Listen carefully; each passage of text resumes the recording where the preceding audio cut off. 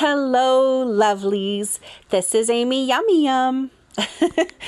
I am so excited that you are ready to go. Here we are on lesson 1 of the Appreciate Your Past, the Journey to Wholeness through Forgiveness. And today is lesson 1. We begin by telling your story. So make sure you have your journal and your heartwork printed out, and let's go ahead and begin. So we start the first step on this journey by telling your story. It is important to tell the story of your hurt because it's one of the ways that we regain our dignity and our independence from the story of the pain that was inflicted. We can tell the story in several ways. We can journal the story of the hurt. We can speak to a trusted person to tell them what happened to us and how it made us feel. We can speak directly to the person who hurt us, or we can tell the story publicly.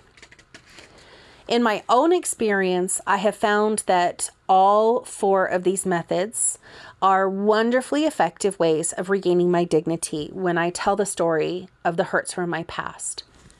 So I usually like to tell my clients to begin by pouring out their heart and out their words onto paper.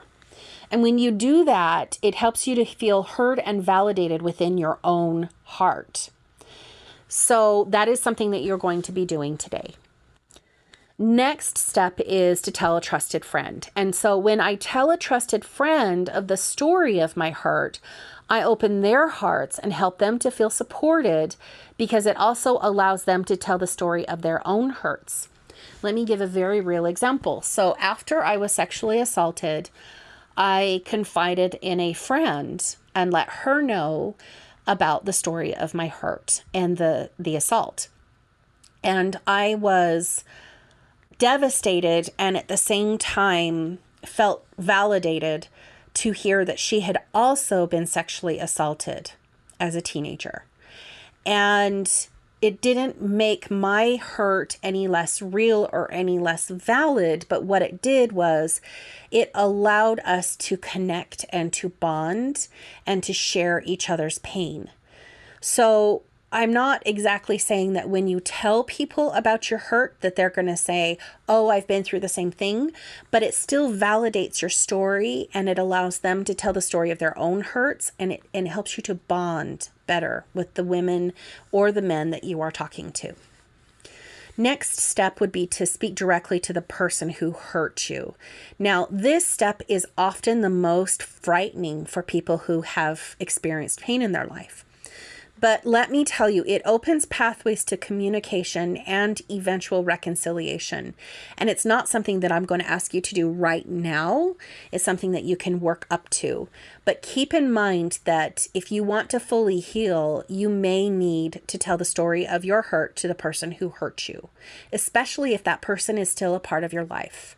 And we'll talk about that more in a little bit.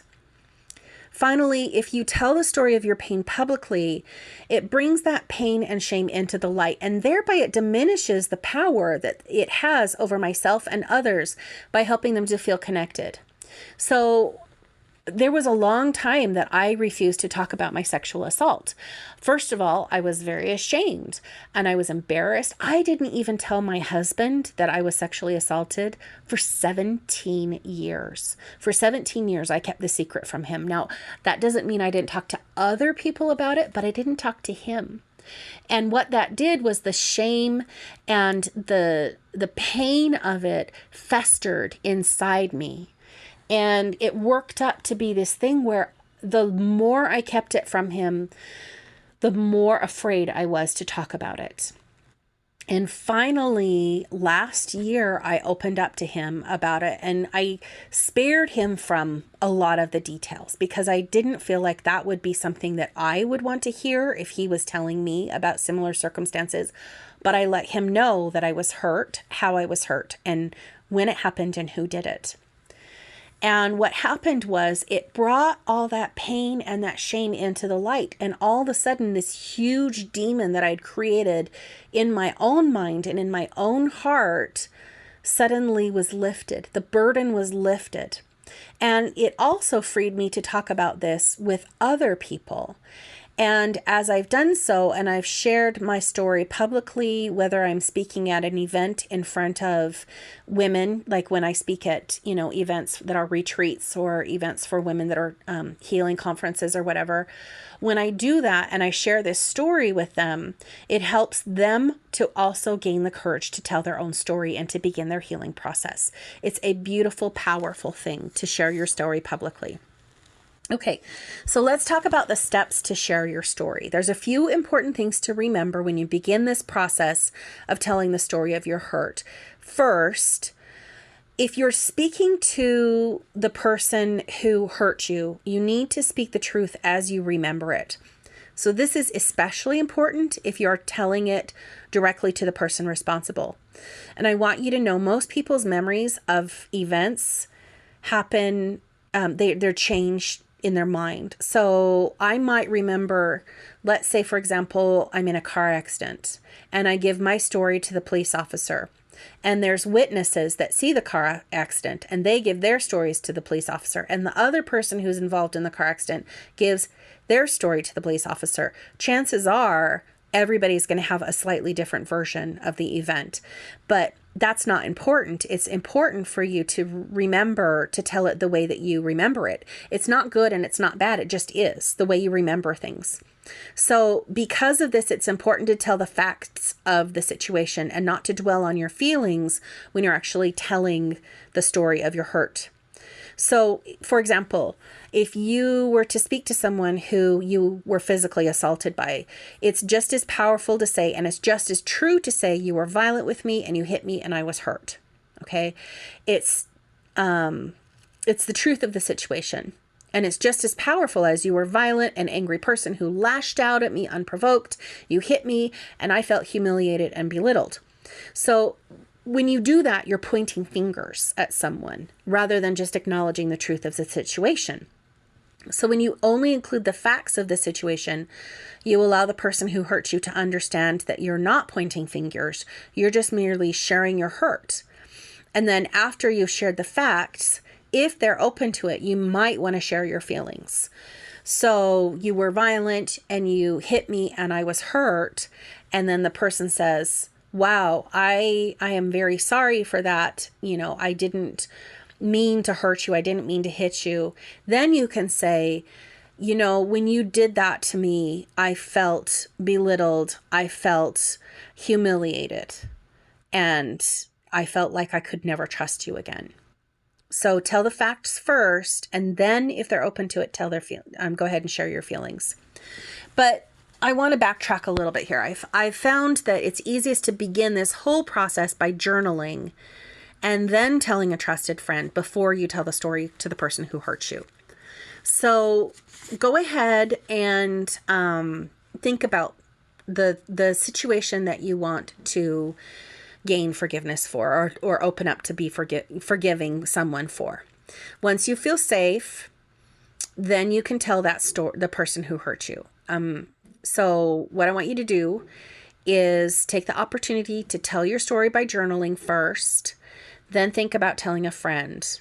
And then once you feel safe, you can tell the story to the person who hurt you.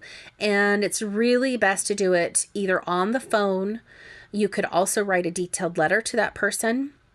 But I'm going to tell you right now, absolutely do not text, do not use social media, and do not use a third person to relate the story, because stories often get changed in the retelling, and texting and online communication, sometimes it's extremely difficult to decipher the tone of voice, and you don't know what that person is currently experiencing, so you don't know how they're going to receive it. So if you feel safe, then you can tell the person face to face how you were hurt, but make sure you're only doing that in an environment where you feel comfortable. And then finally, it's really important for you to accept that whatever happened can't be changed, but it can be healed. So just as a broken arm cannot be unbroken, it can be put back to wholeness, right? It can be healed. But a broken heart, it can also be healed, but it doesn't mean that it didn't happen. Another point that I really want to make sure that is emphasized is that the person who hurt you may or may not accept responsibility for their actions. especially if you are dealing with an everyday hurt situation from a narcissist or someone with borderline personality disorder. Most of the time, they won't accept responsibility for their actions. And I'm telling you right now, that's not your concern. And they may or may not be apologetic. And again, that is not your concern. What is important is that you have determined to heal from your hurt, and that their actions, when you tell them what happened, cannot reharm you, nor can they stop this progress of your healing journey. So if you go into it, don't expect an apology, don't expect a resolution, just simply tell the story of your hurt and let them know that you're ready to forgive them. So once again, tell your story by journaling, then tell a trusted friend, then tell the person who hurt you if you can. And then if you need to, progress to telling your story publicly if you wish. So let me give an example of the way this can proceed for you, because I'd like you to participate in the beginning of the telling your story as soon as you're done with this class. So start by journaling. That's the step, that's your heart work for today that you absolutely must do. Start by journaling. Then, once you've journaled the story of your hurt, call and invite a trusted friend over, or call a trusted friend, or talk to your spouse, or talk to somebody who you trust and who you can be open with, and tell them the story of your hurt. And let them know that right now you are working through a process of finding forgiveness for this person that hurt you. That's all you have to do now. Okay? So that is your heart work for lesson 1. If you wish to progress, to tell the story of your hurt to the person who hurt you, and perhaps that person's no longer a part of your life, I'd like to teach you 2 things that you could do. One is you can write a detailed letter to that person and then burn it. Okay? Write it as if you were still going to mail it, but don't mail it. Just burn it or shred it, whatever you prefer. The second thing that you can do is what I call unfinished conversations. It's actually a pretty common personal development tool or technique that I've learned in my life coaching certification program. So how you do this is you go to a car or a bedroom, just someplace where you can close the door and be alone for a little bit in quiet and uninterrupted. And you're going to say, I invite the highest and truest form of the person who hurt you to come to me with this in this space right now. You see, we're all energetic beings. At our core, we are all tied together. Anybody that you interact with in your life, you are tied to. And there are especially strong energetic ties to people who have harmed us in our lives, as well as people who love us. So you can say, for example, I'll give you one that I've had, an actual conversation that I had. So my grandmother did not come to my wedding. We did not know at the time that she had Lewy body dementia. And when I called her to invite her to my wedding, she said some things that were really, really hurtful to me. That really hurt my feelings, because she was at the wedding for all of my siblings. There's 5 kids in my family. So for all 4 of my siblings, she was at their wedding, but she chose not to come to mine. And it really, really hurt. And I was never able to talk to her about the hurt that I had experienced while she was still on this earth. But she's my grandmother, and I know that she loves me, and I know that in her right mind and in her highest and truest version of herself, she never would have afflicted that hurt on me, right? And so when I decided that that was something that kind of needed to be discussed and I needed to heal my relationship with my grandmother, I went into my bedroom and I said, I invite the highest and truest form of my grandmother, gave her name, to come to this room with me. And then I waited for a few minutes, took some deep breaths, and tried to become centered within myself. And then I proceeded to tell her the story of my hurt. And what happens when you do this is it's a huge emotional release. You tell that person, look, I felt this way when you said these things to me, and I was hurt because you didn't come to my wedding, and I was hurt because of, whatever you are trying to heal from. And then you say to the person, I forgive you. I forgive you. And you have to say those words. I forgive you. Even if you don't feel completely released from the pain, just uttering those words is a beautiful thing, and it sends it out into the universe, and it literally lifts the burdens off of the highest and truest version of that person, their spirit, if you will. It lifts the burdens off of their shoulders. And in my experience, what happened after I said that was an immediate outpouring of love. I felt my grandmother's love for me and her telling me she was so sorry. It was a beautiful experience. And then I also asked for forgiveness. So the next step is, will you forgive me for holding on to this pain? And then again, wait, and you will feel, I'm telling you, every person that I've heard that has done this, every client of mine, all the friends I teach this to, you will feel it. You will feel that person's love and forgiveness for you in your heart.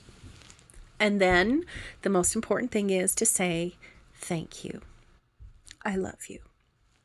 So that is the process of telling the story to someone who is no longer a part of your life. Now, this can also be used if the person is still alive, but you cannot speak to them face to face. So this is a conversation I actually had with the man who sexually assaulted me. He's still alive, and I had the conversation with his highest and truest self. And I can tell you it is very cathartic and very healing.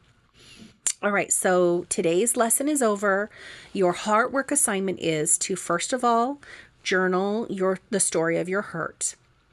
Second, tell a trusted friend. And third, if you feel ready, tell the story of your hurt to the person who hurt you, whether that be in a letter, in person, on the phone, or in an unfinished conversation, talking to the highest and truest form of that person, their spirit, if you will. And then finally, if you feel compelled, think about ways that you can tell your story publicly. We'll pick up on lesson 2 when you're ready, which is called Name It.